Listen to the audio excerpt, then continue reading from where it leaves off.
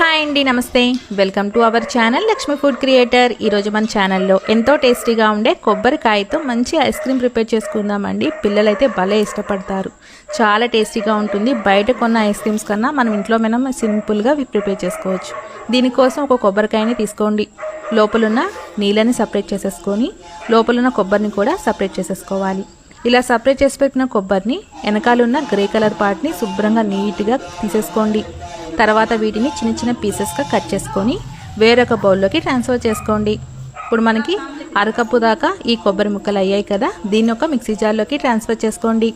Transfer చేసుకున్నాక just మనం ఎంత వీలైతే అంత మెత్తగా పేస్ట్లా చేసేసుకోవాలండి.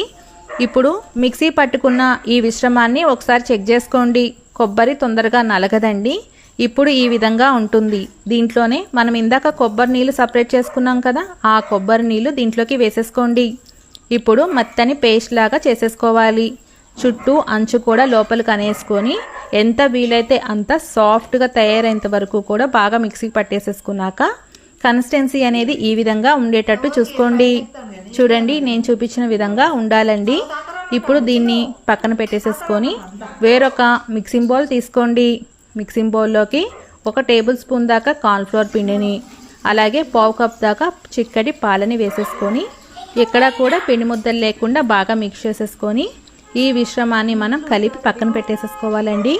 ఇప్పుడు స్టవ్ వెలిగించుకొని మందపాటి కడాయిని పెట్టేసుకోండి. దీంట్లో 1/2 లీటర్ దాకా పాలని వేసేసుకొని మనం బాగా పొంగొచ్చేదాకా బాగా మిక్స్ చేసేసుకుంటూ పాలని మరిగించేసుకోవాలి. పాలు అనేది ఎప్పుడూ కూడా బాగా మరగనివ్వాలండి. అంచుకున్న మీగడంతా కూడా లోపలికి అనుకుంటూ బాగా మిక్స్ చేసుకుంటూ ఉండాలి. పాలు అనేది బాగా కొంచెం తెరులుతున్నప్పుడు మనం ఇందాక మిక్స్ చేసి పెట్టుకున్న ఈ కార్న్ఫ్లోర్ పిండిని, అలాగే అరకప్పు దాకా పంచదారని యాడ్ చేసుకోండి.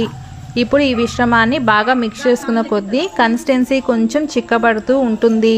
మనకి ఎక్కువసేపు తిప్పుకోవాల్సిన అవసరం లేదండి. జస్ట్ మనకి పంచదార కరిగి సాఫ్ట్ స్ట్రక్చర్ వస్తే సరిపోతుంది.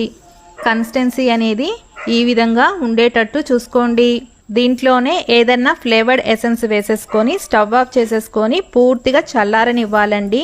ఈ చల్లారిపోయిన మిశ్రమాన్ని మనం మిక్సీ జార్లో ఇందాక కొబ్బరి పేస్ట్ వేసుకున్నాం కదా, ఆ పేస్ట్లోకి ఈ మిశ్రమాన్ని కూడా ట్రాన్స్ఫర్ చేసేసుకొని సాఫ్ట్గా బ్లెండ్ చేసుకోవాలి.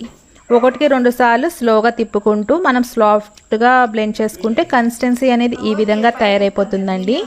ఇప్పుడు మనం వీటిని ఐస్ క్రీమ్ మోల్డ్స్లో కానీ, లేదా మీ దగ్గర ఐస్ క్రీమ్ మోల్డ్స్ లేకపోతే గ్లాసుల్లో కానీ ట్రాన్స్ఫర్ చేసుకోవచ్చు. చూడండి, ఇలా ఎంత వీలైతే అంత ఐస్ క్రీమ్ మోల్డ్స్లో